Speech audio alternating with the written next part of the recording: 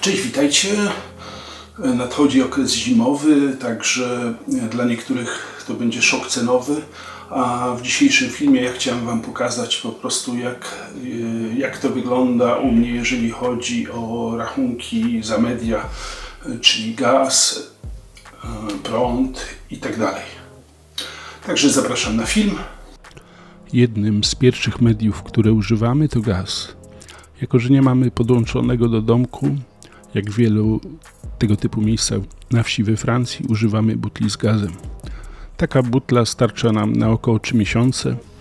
Jedną mamy dokupioną w zapasie, także w razie jakichś przejściowych kłopotów dystrybucyjnych mamy zapas na około 3 do 6 miesięcy.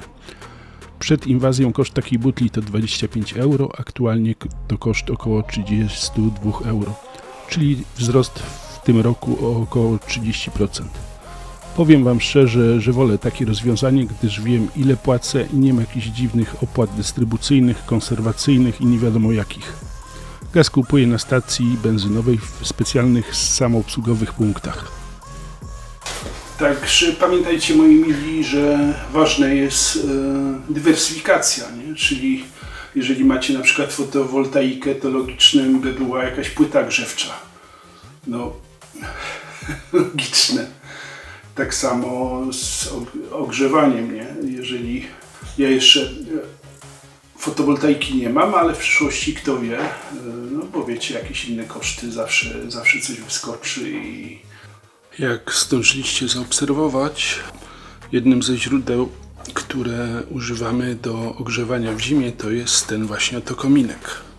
Maksymalnie zużywamy między 3 a 5 kubików drewna. W zeszłym roku ja kupowałem kubik drewna po cenie 75 euro, natomiast w tym roku kosztuje to 80 euro. Tyle przynajmniej zapłaciłem, także jak widzicie wzrost był jakieś 5 do 7% mniej więcej. Tu natomiast w pobliżu kominka jest kratka wentylacyjna. Jak w pomieszczeniu się nagrzewa, to przez tą kratkę wentylacyjną ten mały wentylatorek przemieszcza ciepłe powietrze na pięterko. No tu już jesteśmy na piętrze, jest wylot tego przewodu powietrznego, a tu jak widzicie jest włącznik, który uruchamia ten wentylatorek na dole. I to powoduje, że temperatura w tym pomieszczeniu podnosi się o jakieś 2-3 stopnie. Po prostu to ciepłe powietrze jest pompowane i dzięki temu w sypialni na piętrze jest o wiele cieplej. Jak zdążyliście zauważyć, w tym sezonie jesteśmy przygotowani już, także drewno jest ułożone, przygotowane do użytku. Tu na przykład znajomy wycinał brzoskwinie, także jeżeli chodzi o takie sytuacje, no to ja zawsze bardzo chętnie wezmę każdą ilość drewna, jeżeli ktoś się pozbywa, a nie ma akurat kominka czy coś w ten deseń. Natomiast no to zawsze jest na dzień, 2, 3 ogrzewania w kominku. W tym sezonie też pozyskałem z metr sześcienny eukaliptusa.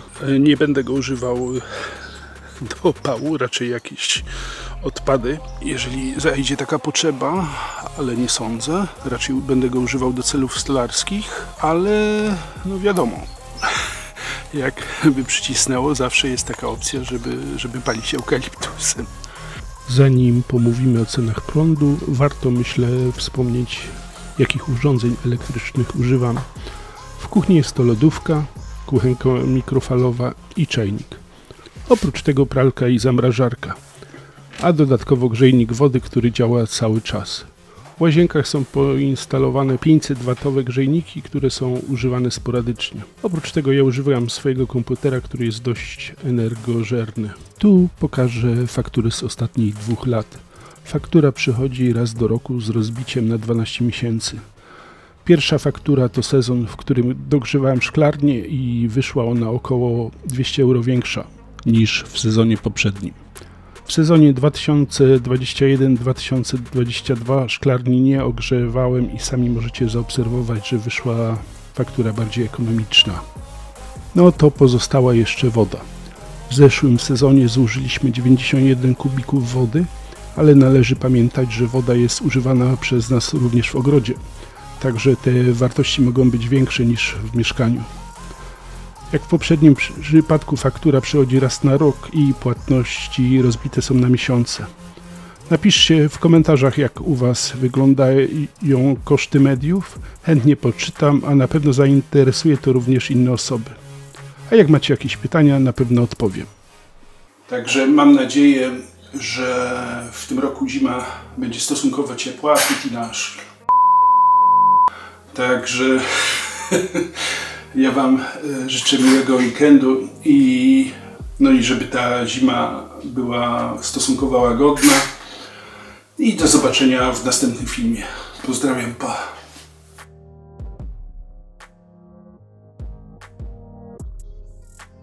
Także mam nadzieję, że